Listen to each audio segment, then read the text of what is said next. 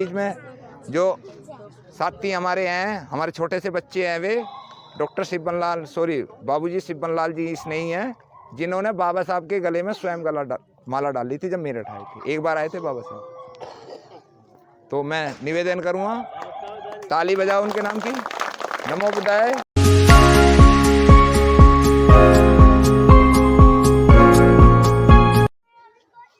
या हम दूसरे का पप्पू बनेंगे, जबकि हम 75 साल से अपने दुश्मनों को मजबूत करते आ रहे हैं। क्या हमें कोई वोट देता है अपनी? भाई रिजर्व सीट पे तो मजबूरी होगी, जनरल सीट पे वोट देता है कोई हमारी? और हम क्यों देते हैं दूसरे को? हम क्यों देते हैं? क्योंकि हमारी बुद्धि खराब है। किस्मत खराब नहीं है इस समाज की, इस समाज की बुद्धि खराब है। इस बुद्धि का इलाज कैसा होएगा? बाबा साहब डॉक्टर अम्बेडकर ने 24 सितंबर 1956 को उनकी आखिरी स्पीच थी। कहाँ थी? BHU, बनारस हिंदू यूनिवर्सिटी, जो इस देश की सबसे बड़ी, पूज्य बनते यहाँ बैठे हुए हैं, इस देश की सबसे बड़ी यूनिवर्सिटी है, प्योर हिंदुओं की।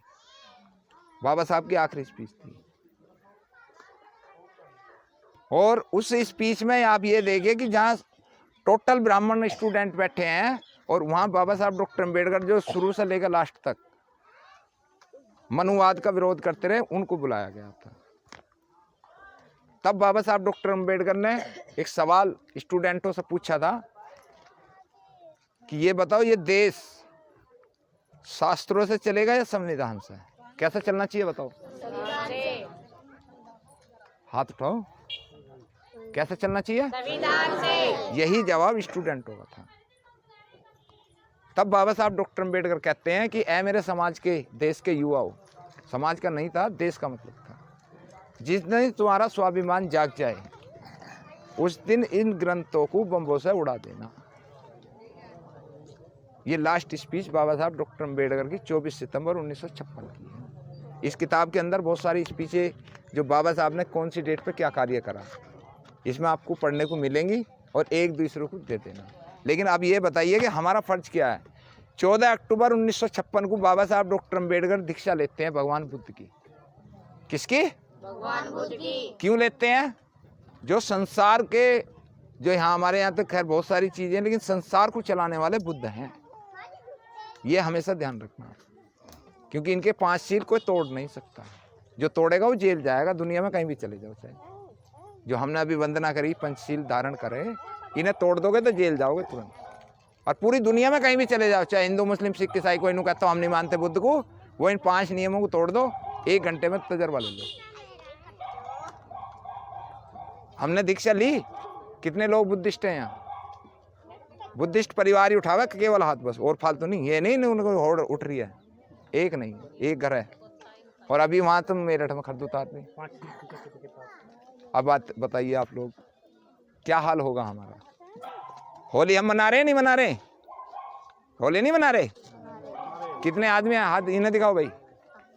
होली नहीं मनाते हो हम? दिवाली नहीं मनाते? भैया दूज नहीं मनाते हम? किसके त्योहार हैं ये? क्या हमने कभी 14 अप्रैल घर में बैठ के अपने बच्चों से, अपने समाज के, अपने गांव के लोगों को बुला के, दूसरे समाज के लोगों को बुला के बैठ के बात करी? नहीं करी, क्योंकि खीर खानी है हमें, हलवा पूरी खानी है, और कपड़े फाड़ने हैं हमें। होली आएगी, काली मूली थोदड़ी करेंगे, नालियों में मूत पिएंगे, और उसके बाद में बुरा ना मानो होली है। फिर जब पैसे नहीं है जेब में, मैंने हमारी तो किस्मत खराब है। तो हम सब लोग कह क्या रहे हैं और कर के रहे हैं? हमें बाबा साहब डॉक्टर अम्बेडकर के बताए रास्ते पर और तथागत बुद्ध के मार्ग पर जाना। शिक्षा, बाबा साहब कहते हैं वो शेरनी का दूध है, जो पिएगा वही धाड़ेगा। जो पी रहे हैं वे धाड़ रहे हैं। 2 तरह के पी रहे हैं ना, एक ज्ञान पी रहा है और एक विस्की पी रहा है। बाबा साहब कहते हैं मंदिर मस्जिदों में जाओगे तो भिखारी बनोगे, और स्कूल में जाओगे तो अधिकारी बनोगे। कहाँ जाओगे? अधिकारी बनना है भिखारी? भिखारी बनना? अधिकारी। चलो, बहुत बहुत साधुवाद है आप लोगों का। फिर कभी हम लोग आएंगे, हमारे बीच में जो साथी हमारे हैं, हमारे छोटे से बच्चे हैं, वे डॉक्टर बाबूजी सिब्बनलाल जी स्नेही हैं, जिन्होंने बाबा साहब के गले में स्वयं माला डाली थी जब मेरठ आए थे। एक बार आए थे बाबा साहब। तो मैं निवेदन करूँगा, ताली बजाओ उनके नाम की।